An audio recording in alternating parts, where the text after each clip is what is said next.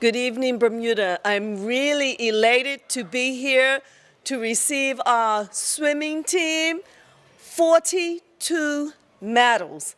You just can't beat that. And I hear from the coach that that's more than they've won before. They acquitted themselves extremely well down there in Barbados, and on the last day did what they had to do to move themselves up in second position. Bermuda can't ask more of her children. These guys are definitely ambassadors for Bermuda. They're heroes and heroines, and they did an extreme, superb job when it came to swimming. Their coach, MP Ben Smith, is here, and certainly we all know without the coaches and without, most importantly, parental support, these guys would not be doing what they did.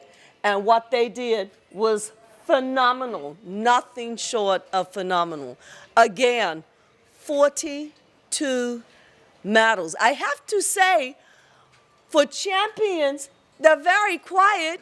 I couldn't even get them to scream and shout, and I'm like, come on, you guys.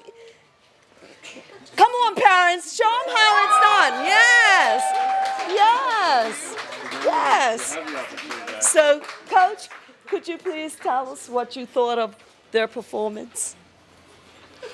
So, first of all, I'd just like to take an opportunity to thank all of the people that it takes to get this kind of performance. All the local coaches, the parents, the volunteers, all the hard work that goes into getting us to the point that we were able to take this team away. The last couple of weeks prior to leaving for the championship, the team came together, a lot of hard work.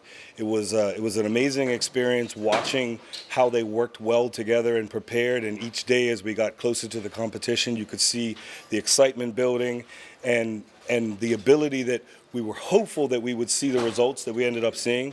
And then as we got into the competition each day, you could tell the confidence was building and the results would get better. The big difference this year to previous years, we've come back with a lot of medals before, but it was the amount of times that we reached finals. So, you know, it's a team effort in order for you to move up the standings and up the table. And yesterday, watching us come in fourth place, seeing 30 finals, turning that into 13 medals, and the shock on a few faces when Bermuda had moved up to second place. Just an amazing job by all of these young people, and we could not be prouder. Exactly. Coach, how about have a few of the swimmers come up and speak? Yeah, so let's have Brian Desmond come up, who had an amazing 400 freestyle yesterday that put some excitement in the stands. Okay. Hi, first of all, I just want to say thank you to obviously the coaches and the team managers, as well as all the parents, because without them, none of this would have been able to happen.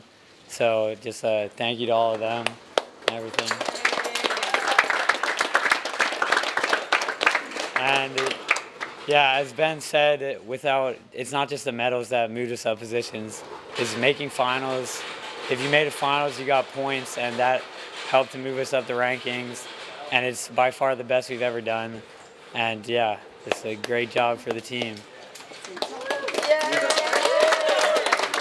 then our youngest team member, Imogen Judd. Hi, everyone. So this is my first year of Carifta. I was really nervous, but I love it. You bond with a lot of people. You create new relationships, meet others. Also, everyone did amazing. The whole team was just incredible. We did so well. Yeah.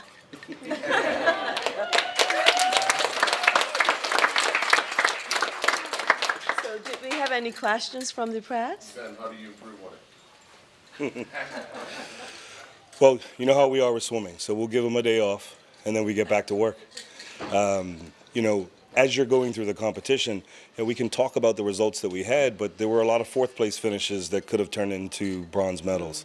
There were times that we missed out getting into finals by, a tenth of a second here, just making slight errors here and there where, we had some new people that were nervous on certain days. So, having this group now have some experience, the next competition, we have some ability to turn some of those, near misses into maybe finals, maybe into medals, and that's where you build. But, the excitement that this team had during this time hopefully is going to see us have more and more people encouraged to be part of the program and see bigger and better results as we move forward. How much pressure do you think they put on themselves to encourage each other to do better? Well, that was the important thing. Every day you saw all of the kids up from the stands, watching every event, watching the details, and then giving feedback to each other when they got back from their event. The support system between them, the bond that I think that all of them will have, not just for today, but for a really long time into the future, is really the important part, right? 20 years from now, they're not going to quite remember all those medal results, but they'll remember the friendships that they build. Leading into departing, you and Richard put some time in with the kids at the National Sports Center. Could you envision what the end result was back then? So, obviously, we put together an idea of what we think we can do. The goal was that over the last, 15 years, we've been just kind of moving up the rankings, becoming a more well-rounded team. And the goal this time was to try to get into top 5. I'm going to tell you, second place was not something that I thought we could reach. There's some really big countries with big teams that we had to leapfrog yesterday.